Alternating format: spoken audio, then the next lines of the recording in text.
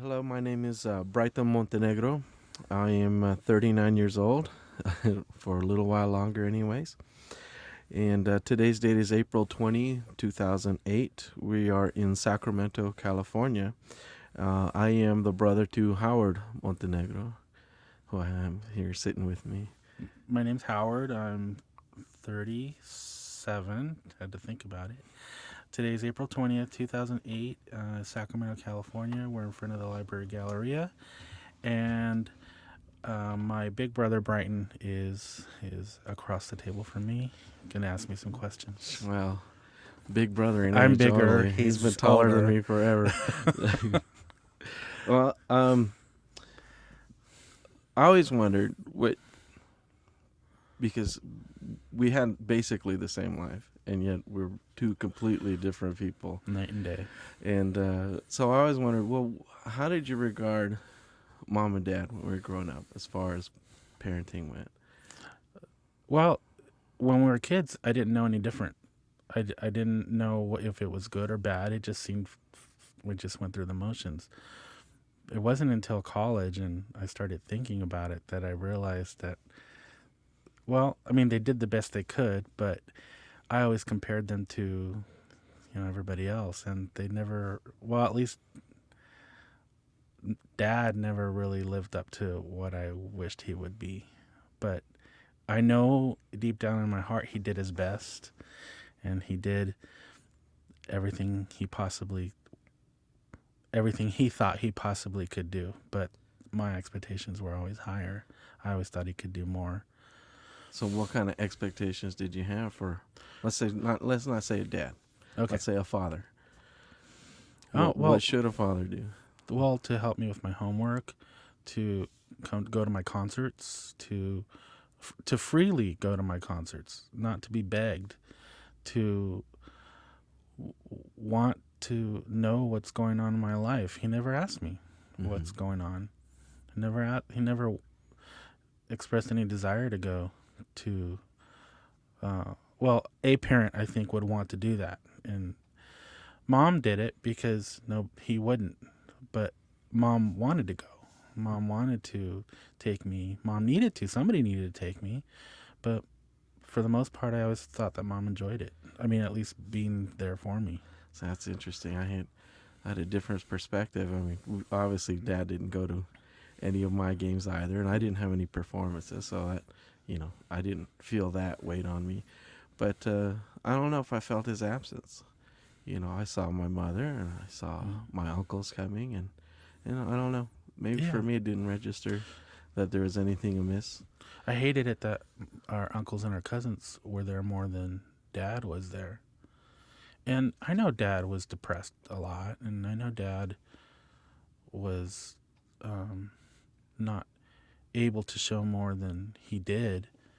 I mean emotionally and you know, uh, I guess emotion. Well, I don't know. He's an emotional person. Always says he loves us and always wants to hug us and kiss us and stuff. But it's not. It's not the same. It's like he's trying to make up for it, or that would be enough. But it wasn't ever enough. I would rather him be there at a concert and want to be there and enjoying it than for him to tell me he loves me every day, which I it's strange because not everybody gets to hear that from their dad, especially their dad. Mm-hmm. I think we heard an abundance of it, so it became kind of it lost its meaning. Well, I have to think, he himself had certain expectations of what it meant to be a father, and for him, it always seemed to be, shelter, safety, and and money, of which we Right. had very little. Well, he It was did like, provide the basic necessities. I'll get that. Yeah, mhm. I'll always concede that. But I always expected more.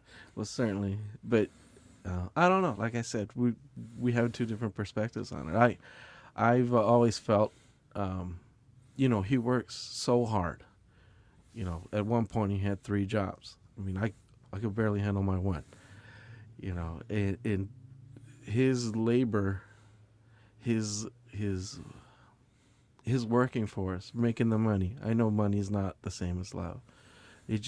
For me, I don't know. I felt I understood exactly what he was sacrificing to make us safe, to make us as happy as we could. But I think you might be right here. I think he misunderstood exactly what it is that was going to make us happy. It's two different perspectives of the same thing, and I realize, I know all that. I know exactly. I realize everything you said, and it makes sense. And I feel bad for feeling the way that I do. Mm-hmm. But it's not. It wasn't just that. When I started to grow up and I moved out away, went to college, came back, I started to see things that I guess I just didn't see before. Not that I ignored them, because if I'd known that they were there, I would have probably gotten angrier sooner. But like the way he talks to mom, Mm-hmm. I don't like it. I don't like that he puts down the religion, and I know where it comes from. I know where all of it comes from, because he thinks that we love mom more.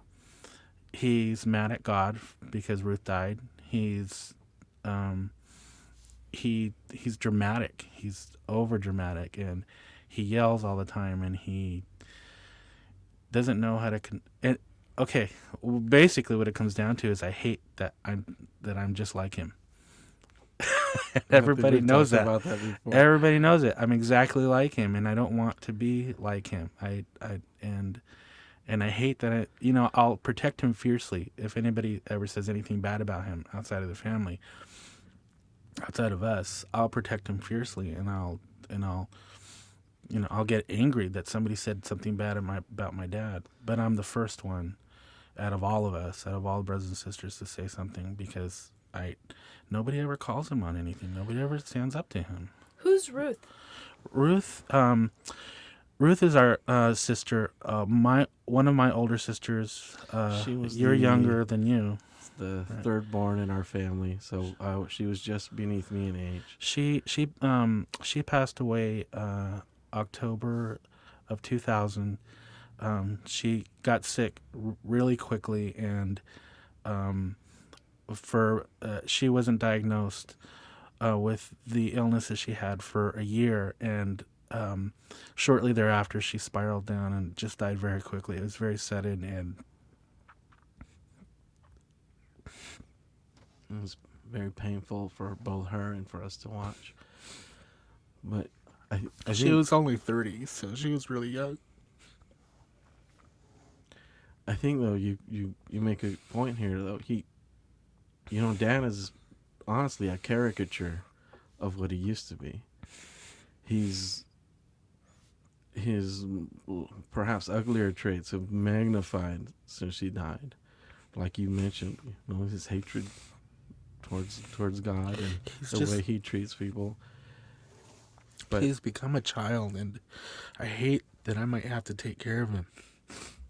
I hate that I have to tell him to do things that, I was once told to do. And he resents it, I know.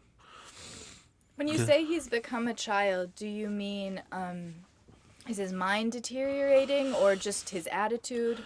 His attitude, a lot of it I saw in my grandparents, just not wanting to bathe every day, not doing things conventionally, like just stupid little things like washing dishes without soap. I mean, that irritates me because it's not hygienic, but he just thinks it's quicker. It's faster. So he uses the same dish all the time. I think things have just built up, and I just find fault in everything. And I'm trying to find the root of it all. I'm trying to find out why I'm so angry. And there's two things I can think of that I didn't realize before. When I was a kid, I don't remember how old I was. I was in elementary school, definitely, but I don't remember how old I was. Probably third or fourth grade. And he said something that was incredibly insensitive. And at the time, I didn't think about it, but I've never forgotten the story. I've never let it go. And that's one of the things that Dad can't do. He can't let things go. And that's why he's so angry all the time. And I don't want to be that. And I want to let it go. I don't want to be angry at him, but... What did he say? What happened? He said, he was telling me a story, and he was saying it in Spanish, so I can't really relate the story exactly, but he is telling me about a mother crow and her baby crow, her offspring, and he said, um, um, basically that the mother crow, as ugly as the mother crow, as the baby crow is, the mother crow still loved him because it was her child. And I couldn't believe that my dad said that to me. He was telling me that I was ugly or not attractive enough or just not the cutest kid, but that no matter what, he would love me and that my mom would love me. I don't think he meant to hurt me. I know he didn't mean to hurt me. I know it, but that's just the way he is. He says these stupid, insensitive things and doesn't realize it. And I never said anything to him. I only told one person that story since. And I never really recovered. All growing up, I thought I was ugly and not worthy of someone's love except someone who was related to me. And that's painful, growing up thinking that I'm not attractive or that I'm not worthy of, I don't know. I find that interesting. I mean, you've never told me this particular story, but it seems to highlight some of the difficulties that we have had as brothers, and as you have had with Dad. It's I don't want to diminish what you just shared with me, but that's a callous statement. But a moment ago you said also how many times he tells us he loves us, and obviously something that as painful as that is going to remain with you for some time. I just feel, I wish, that some of the good things he has said to us and done with us, could have had as much of a lasting effect as this thing could have had. As powerful as that incident was, there's an equally powerful one that's good too. And I have a hard time remembering that one because of all the bad stuff. But again, in elementary school, we had to, remember when we had to do science projects?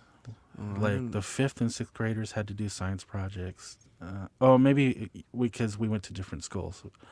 I went at Caleb Greenwood, they made us do science projects. Mm-hmm. And if you don't do it, you basically fail science. And, Mom and Dad worked so much and we're never there. We had to, cook for ourselves and take our own initiative and do our homework. But we never did. We always came home and watched TV and lounged around at the last minute. Well, okay, I did. I don't know about you. I don't. Yeah, I guess. Well, I never did. I always came home and watched Speed Racer and G-Force and raced home to watch the cartoons and then made dinner and then lounged around and then 8:00 rolled by. Oh shit! I got to do homework. So it was always a last minute thing for me. I wasn't the greatest student, but I wasn't bad either. I kind of slipped by. But anyway, we had to do this project, and they gave us a timeline to follow, and we had to turn in, ideas at a certain date and outlines and this and that. And I just kind of made stuff up as I went along. But then it finally came time to do the project. It was the night before. Of course. The project.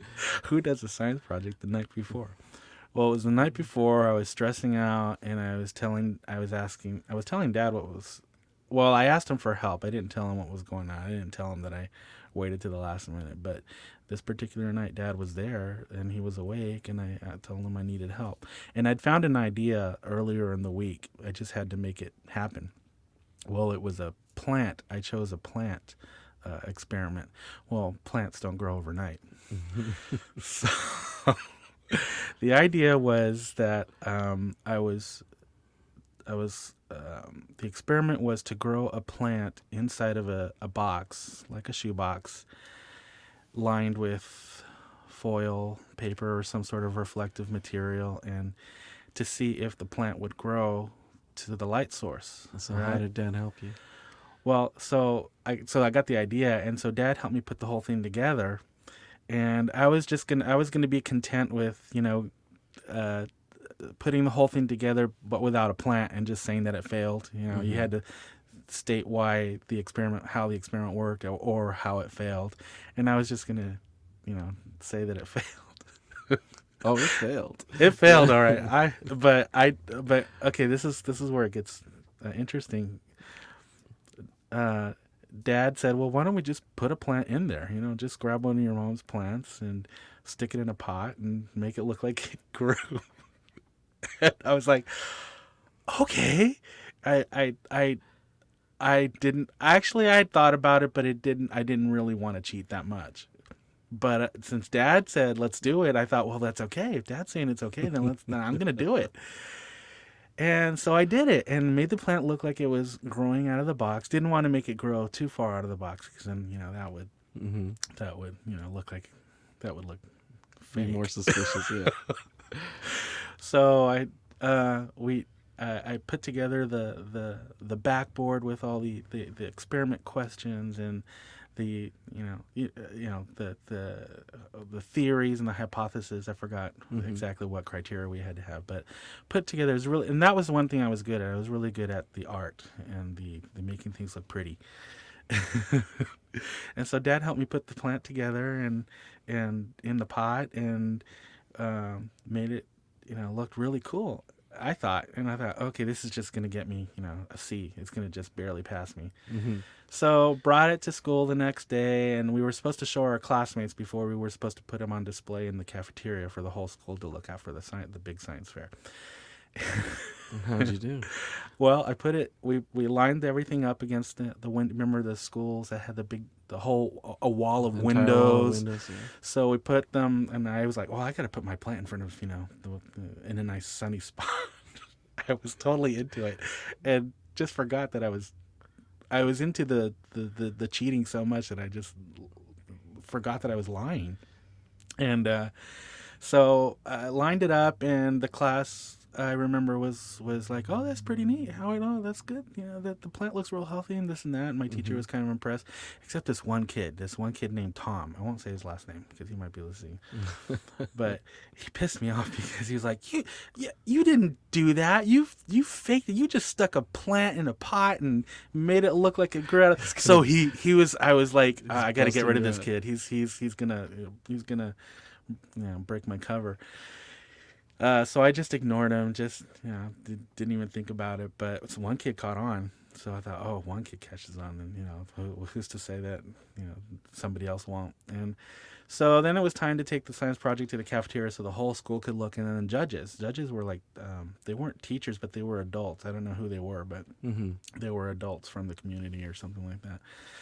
And I forgot about it. I was like, okay, as soon as this thing's over, I'm just going to throw it in the dumpster and, go on with my life and never do that again. Never wait till the last minute. And a week later, they were doing the award ceremony for the science project, the science fair. And they had all the kids in the school sit down on the floor in the cafeteria, and they were going through all the categories. In the electronic category, third place is so-and-so, second place is so-and-so, third place is so. So they had like several categories, like 3 or 4 categories. And within those categories, they had 3 prizes, third, second, and first prize. And then out of those, it's like best in show. And then out of those, they would give this one big giant grand prize. This big giant blue ribbon. This memory is very vivid. Oh, God. All right. Well, it gets better.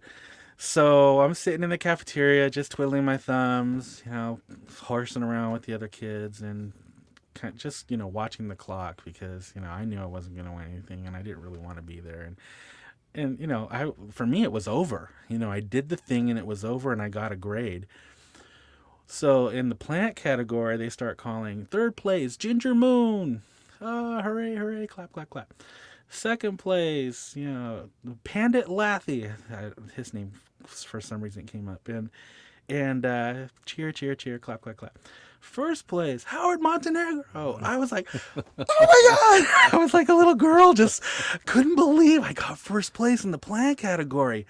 I was amazed. And, it was like Oscar night for me. I ran up there. I was just, jumping up and down and totally forgot that I cheated at this point. I was just in this bubble of excitement.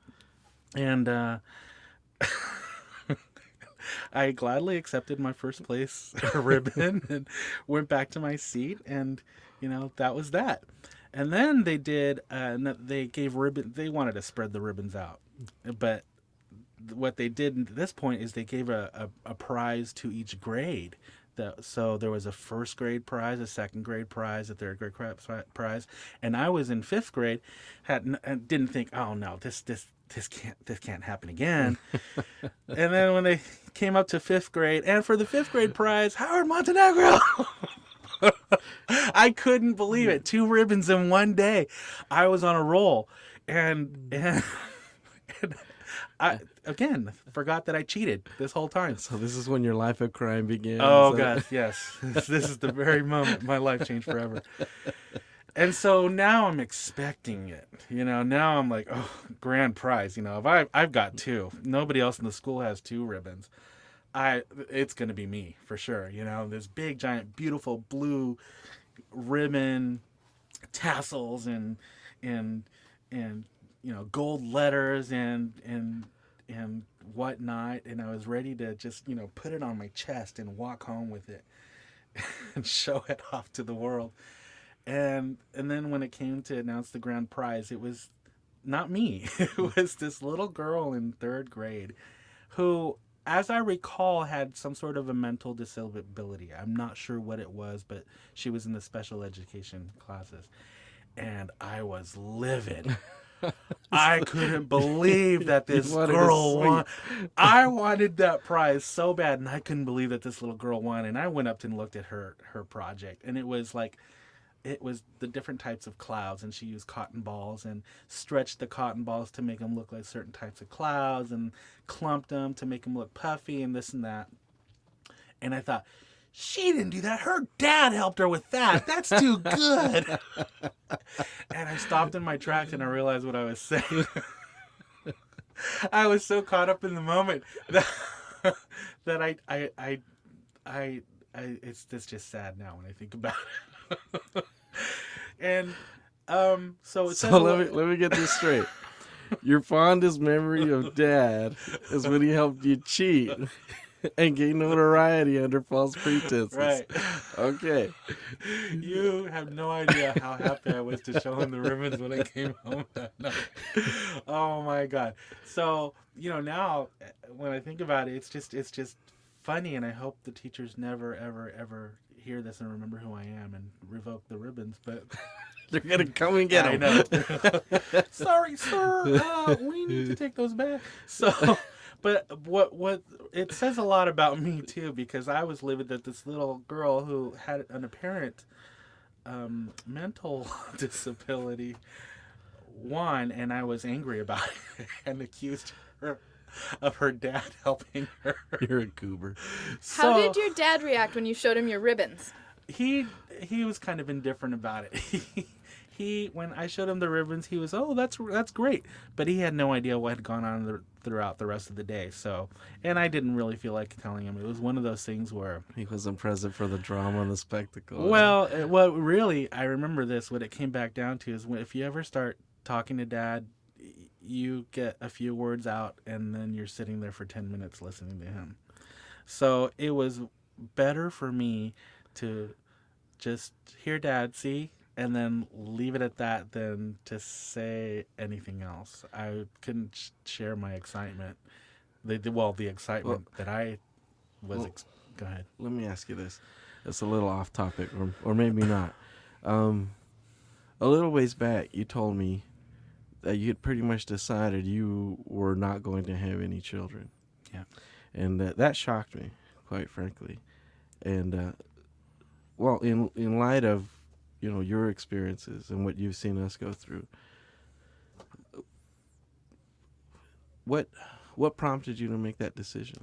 Why do you think you would not be a good parent, or do you think you would not find a partner that would both together you would be good parents? No, I think I would be an excellent partner and an excellent parent. I have no doubt about it, because for many reasons, but one of them is that I'm pretty pretty patient with kids. Well, at least with the kids that I care about. Yeah, the Not ones my you love. students or anything like that. But I don't want to pass down any of the. And now, when I say this, I don't mean to insult you or my sisters or anything like that. Mhm. But I don't want to pass down any of the traits that Dad passed down to me. Mhm. I want it to stop with me.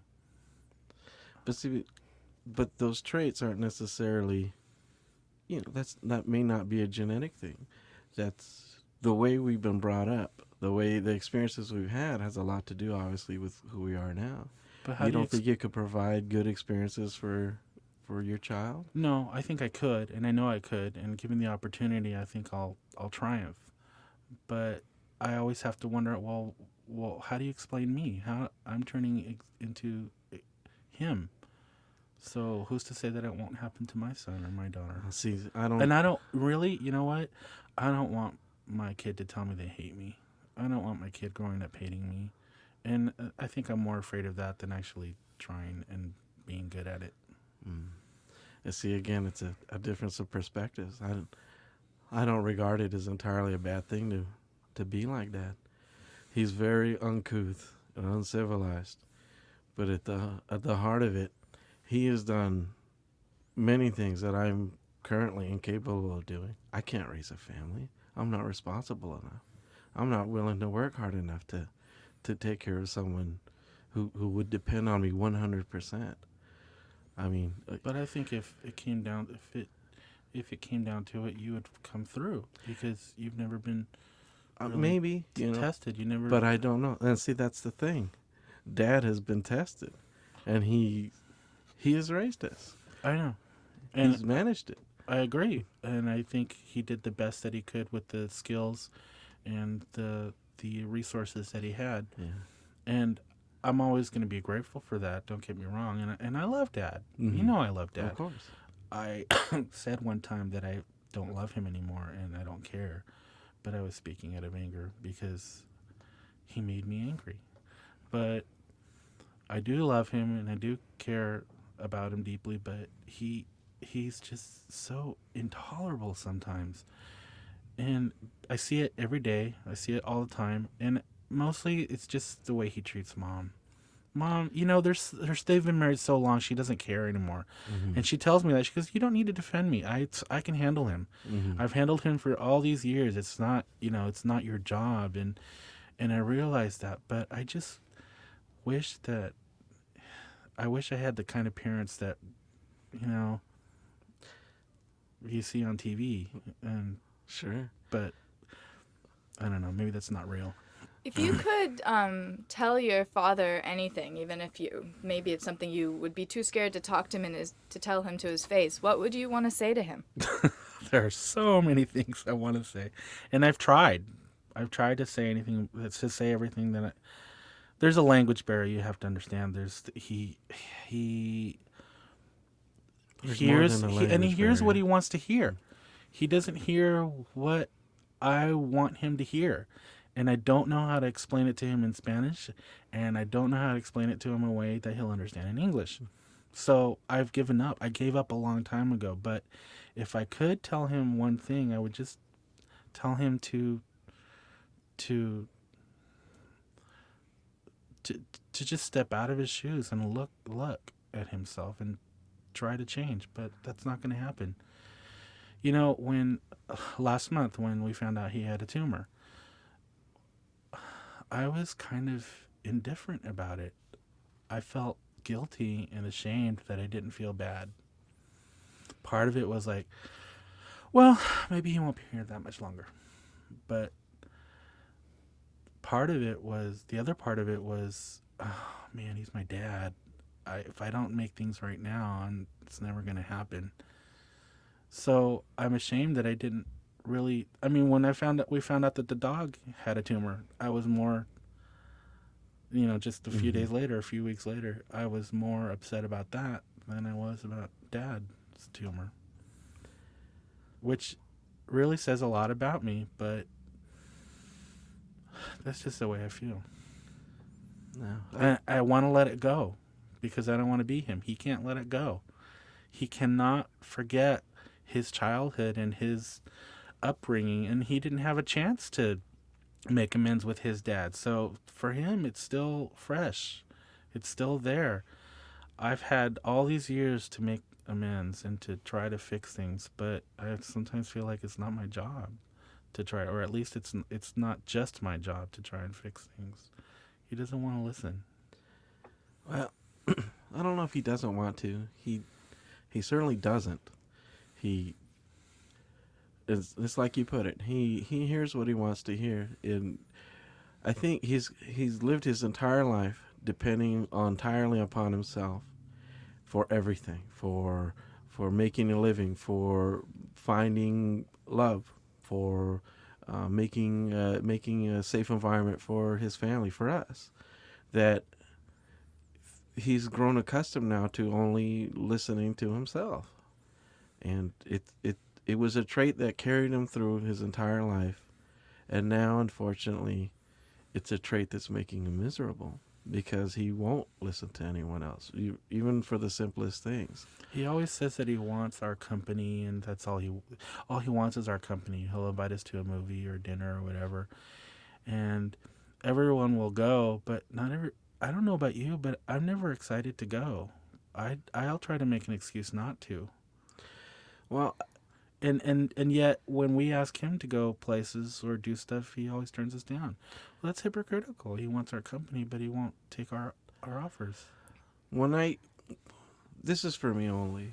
When I have difficulties with him, I think of him like a flame, like a fire, and that you put your hand in the fire and you get burned. You you have no one to blame but yourself for putting your hand in the fire. He's like that now. That he's like I said, he's a character of what he used to be. He's not the same person since Ruthie died. I'm not saying he was a shining example of, No, of but fatherhood, but he's different now. Yeah. But now, so if I have difficulties with him, I realize, well, okay, this is how he is. The only thing I can change is me. So I try to choose my words carefully. When things become tense, I give him some space. I leave. I I do the things he wants sometimes, just for the sake of being able to spend time with him in an amiable manner.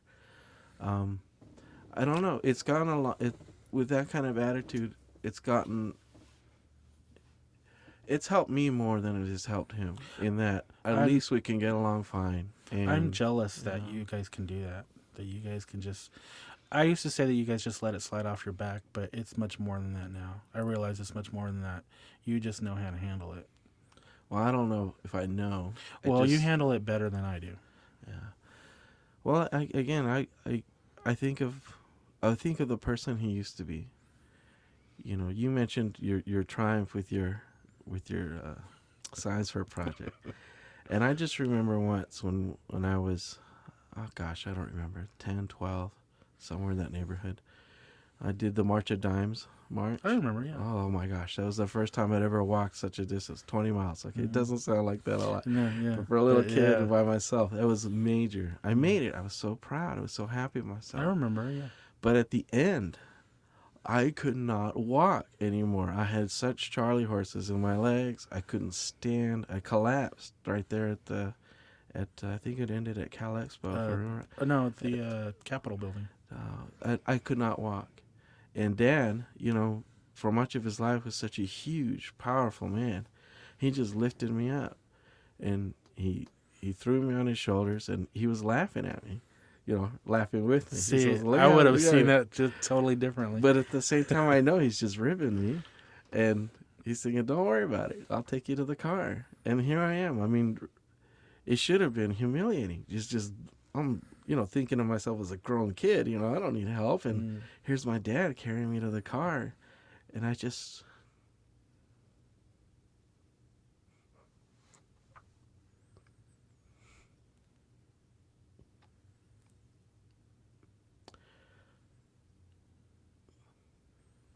I wish he could show that much concern now, but he's given up.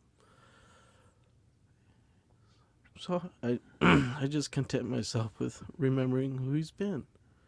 He's absolutely not the same person we grew up with, and I miss him. Yeah, I agree, and I want to see. I keep telling him that I keep thinking that he needs to change, but I need to change too. And since Ruthie died, nothing has been the same for any of us, and I don't want to blame him for the things that he says and the things that he does because that's not fair. Um, he's my dad. I should love him no matter what. But losing a kid, that's unimaginable, and I can only imagine what he's feeling and what he went through. And I mean, we were all close and we all miss her, and there's a hole in the family, but it seems to have affected him more than, at least outward, more than anybody else. Why do Even you think that is? I think my dad is such a dramatic person that uh, he shows his emotions more than. I think it's more than a sense of drama. A large part of his self-image is as guardian to his family. I mean, he has ranted and yelled and argued with so many people on our behalf, not always for our benefit. It's just, he perceives some kind of attack on his family or an insult to his children, and he's gone to fight for us. And I know when his time you can't comes. fight. You can't fight what killed Ruthie, and so I wish that he would realize that, though. I mean, I don't want him to forget, and it's callous of me to say that he can just get on with it because I know he can't. I haven't. I have not moved on since she died. I cannot. I'm stuck, and I know he is too. But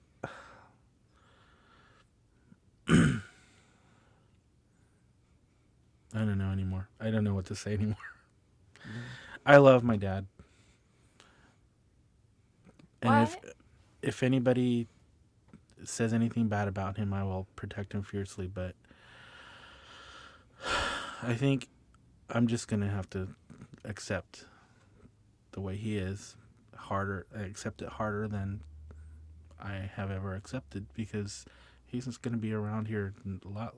His time is coming, and a lot sooner than ours. And I don't want to be like him. I don't want to be angry anymore. I have a couple more questions. There's about 5 minutes left, and I'll leave some time if you have more too. But I guess my first question is why is it important for you both to record your thoughts about your father? Originally, I just wanted to tell my science fair story because when I think about it, I laugh still to this day. But you can't say the whole science fair project story without giving a background about Dad, which is funny because he had that one little part to do with it. But when I think of my dad, the good memory that I think of that. And it's, like I said, it's equally as strong as the bad memory. I don't know. When I speak with my friends, I love to tell them stories about my father, and they're always humorous. Because he creates so many of those problems himself, and then his solutions are just ludicrous. And he's almost like a mythical creature. It's just you can't explain. I can't. There's so many things that he said that I just have a hard time believing. All the jobs that he's had. Yeah. He's created such a mythology for himself, and yeah, I don't know. I mean, it's hard to share a little piece of him because he's not something you can put into words. I feel bad that I shared a bad piece but everybody shares the good stuff, and it's so common. He's still here, and I'm still angry. So, if he was gone, and I wanted to talk about that. I would probably only say the good things, but no such luck. Yeah. No, So, that's fine. so what you said, Howard, that you think you have to start focusing on changing the things about yourself that you want to change instead of trying to change him. What are some of those things? Oh gosh, not losing my temper as easily, which I've really worked hard on. Not jumping to conclusions and always giving people the benefit of the doubt. Because when I jump to a conclusion, it's not always the right one. And just being there more for people because they're there for me. Gosh, I can't believe the birthday presents you guys gave me. Trip to Las Vegas and the money and I didn't feel I deserved any of it. That's not I about deserving. I know, but that's not and I would have been fine with just going to Rico's Pizza and having a big giant pizza and watching a movie, but I mean Las Vegas, a concert, and the money and the animal care and all that, I couldn't believe it. So um I just hope that I can be the kind of person that you guys the way treat you guys the way you guys treat me someday. Well, now I should be doing that now. Well, I don't know. I've never felt any lack in the way you treat me. I think our difficulties were mostly when we were growing up. Just some of that is just your usual brother boyhood. That's a whole concerns, nother but, yeah. StoryCorps session. But I have a lot to say about you too, but that's okay. I have an easier time showing you that I love you. All right, there's 1 minute. Could you end? Is there a funny story you remember from your childhood? Any fun time? Do you remember when me and Robert and Michael and probably Dog and you all walked to the Quality Market around the corner, and we were just goofing around, kids and stuff, and then at one point somebody's pant cuff got caught on a wine bottle, and just the whole wine rack or just came crashing down.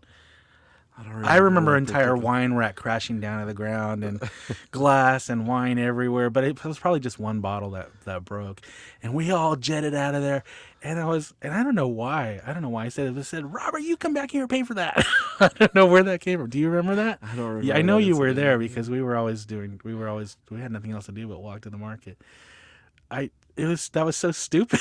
I don't remember, but whenever I drive by the Quality Market, I think of that story. I always wonder. I always keep forgetting to ask you if you remember that. No, I don't remember that. Oh God! Well, you were there. I remember. It No, was I do stupid. remember, You come back here and pay for that. Like I had any money. If that happened to me, I would have jetted out of there. I should have jetted. I think I eventually did. But anyway, I just remember every time I drive by the market, I think of that incident. A million times we've been there. Now I remember. I guess I'm still lingering on my father. I love telling the story to my friends. We went to out to dinner, and he ordered a sundae at the end of dinner, and he pointed at the picture and he says, "This is what I want." And the waitress brought us a sundae, but it was in a different glass. I remember. And he says, "That's not what I want." She says, "Well, the glasses they ordinarily come in, they're dirty. This one, I brought it to you in this one." He says, "No, I want the other one. Clearly, the other one has more." He thought he was getting jailed. Oh, he was yeah. getting It swindled. was, yeah. And she says, "No, sir. This one actually holds more than the actual glasses that the sundaes normally come in." He raised such a fuss, and finally, she went back there. She washed one herself, brought it out, and then in front of everyone poured the sundae into the thing. And of course, it was exactly like she said. It was smaller than the one she brought, and it just spilled down the sides. And just, I was biting my lip because, of course, you're not gonna laugh at that. No. But I was like, that's what you get. It's so that was so, that is if we were to describe Dad in a nutshell, just tell him that story. It's so typical. Oh goodness.